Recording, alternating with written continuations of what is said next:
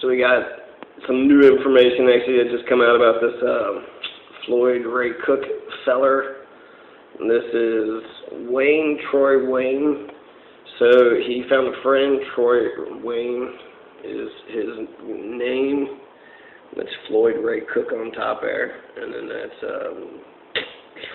Troy Wayne. Okay. So this manhunt is actually just expanded.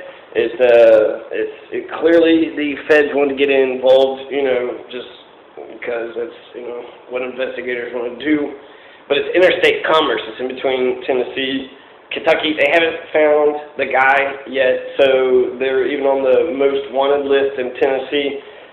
Still haven't found anything, haven't found any information, so the manhunt has expanded to the FBI and to the U.S. Marshals Service. So you got hundreds, if not thousands of guys looking for Floyd Ray Cook and Troy Wayne.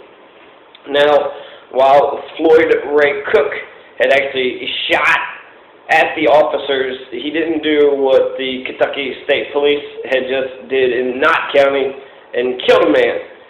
He didn't kill anybody. He shot at them when he was being pulled over. He has a warrant out for his arrest because of trafficking with methamphetamines and tampering with evidence, which probably has to do with the meth thing.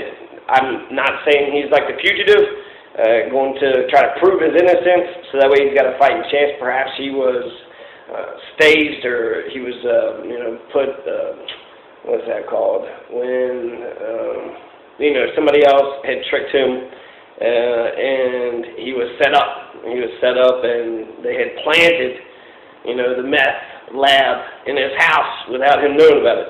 So that's, that's possible. It's not probable, but it does fall down on the war on drugs, whereas meth users, they need help, love, compassion.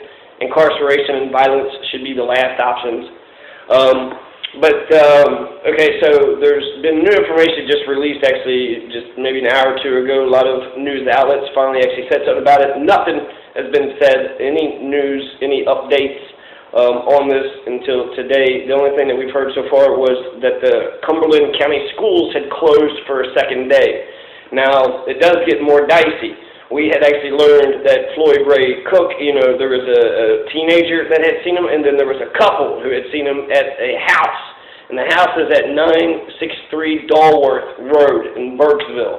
963 Dulworth, D-U-L-W-O-R-T-H Road. And the house that they checked, he wasn't in there. It was empty. So I don't know if they didn't know that, he was a resident or this other guy was involved. Or what had happened, but 1:53 p.m. today, there was a phone call to the fire department saying that that house was set on fire. Now, was that one of them? Were they close by? Did they get one of their friends to do it? Was that just, I don't know, maybe the police putting on some type of ruse? They went ahead and said that brush fires, it wasn't a random act of God, it was deliberetely set. So they went in and the house was empty, so, supposedly they just picked the wrong house, but now we're hearing that the house is set on fire. So what's that about? They didn't say exactly what it was about, but the FBI, the U.S. Marshals Services involved in the manhunt,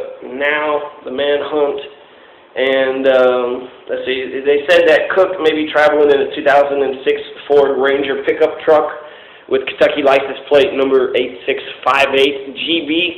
He may also be in the company of 50-year-old Troy Wayne of Raywick, Kentucky.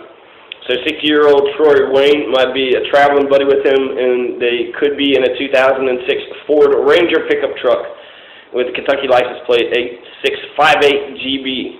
And I heard it was beige. I had to check out what beige is. It's like a light yellow-brown color. Wayne is 5'11", inches tall, 220 pounds, so he's got a little stock to him, green eyes, short, brown, and gray hair, possible facial hair, glasses. Cook is 6 foot tall, 160 pounds, so tall, lanky, skinny, blue eyes, balding gray hair, and gray facial hair. He was last seen wearing blue jeans and a green Carhartt type jacket. So blue jeans and a green Carhartt. They say he's to be armed and dangerous. So far, they haven't hurt any civilians or people. They came across a couple. They came across, Floyd Ray Cook came across a couple, man and woman, and a teenager. Didn't do anything to him. It seems like it's only when you try to arrest him, that's when he starts firing shots. Hit that Tennessee trooper, and then shot at the Kentucky State Police. It pulled him over in his F-150, and then he crashes his F-150, and then somehow gets away from the police. Remarkably, I don't know, that's twice that they did. The Tennessee cops lost him, and then Kentucky cops lost him. And if this, this suspicious this house burning, sounds like you had the right house, you didn't find it, you didn't maybe look too hard for evidence, and now all the evidence inside is burnt up. Or maybe it's a ruse, I don't know, but that's what it sounds like to me. I guess until I know with 100% certainty. Investigators say they received leads with additional information in the search. Now they say Cook may have access to a beige-colored 2006 Ford Ranger, Kentucky registration plate 8658GB, and may also be in the company of 50-year-old Troy E. Wayne of Raywick, Kentucky.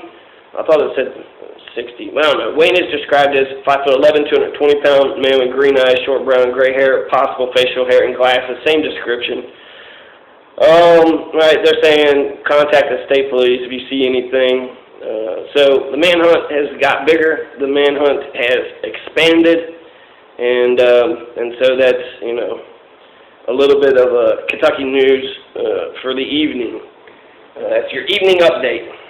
Floyd Ray Cook is still at large, considered armed and dangerous, and the manhunt has expanded to the FBI and the U.S. Marshal Services.